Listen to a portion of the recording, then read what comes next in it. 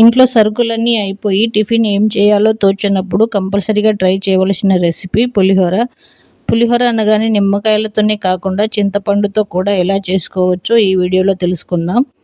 ముందుగా ఒక ball size అంత చింతపండు తీసుకొని 2-3 సార్లు కడిగి నానబెట్టుకోవాలి. ఇప్పుడు గిన్నె పెట్టి ఆయిల్ వేసి అందులో 1 స్పూన్ ఆవాలు, 1 స్పూన్ జీలకర్ర, 1 స్పూన్ మినపప్పు, శనగపప్పు, 2 ఎండుమిర్చి, కొన్ని పల్లీలు, అలాగే ఒక 4 వెల్లుల్లి రెబ్బలు పొట్టు తీసినవి అండ్ కరివేపాకు వేసి పోపులు వేగనివ్వాలి. సిమ్లో పెట్టి దూరగా వేయించుకున్నాక అందులో రుచికి తగినంత ఉప్పు, పసుపు, కొంచెం ఇంగువ వేసుకోవాలి.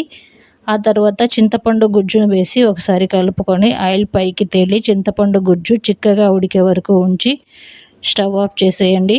ఆ తర్వాత ఉడికించుకున్న రైస్ని ఒక ప్లేట్లో వేసి చల్లారనిచ్చి చింతపండు పులిహోర వేసి కలుపుకోండి. మిగిలిన దాన్ని ఒక బాక్స్లో వేసి ఫ్రిడ్జ్లో స్టోర్ చేసి మరుసటి రోజు కూడా తినొచ్చు.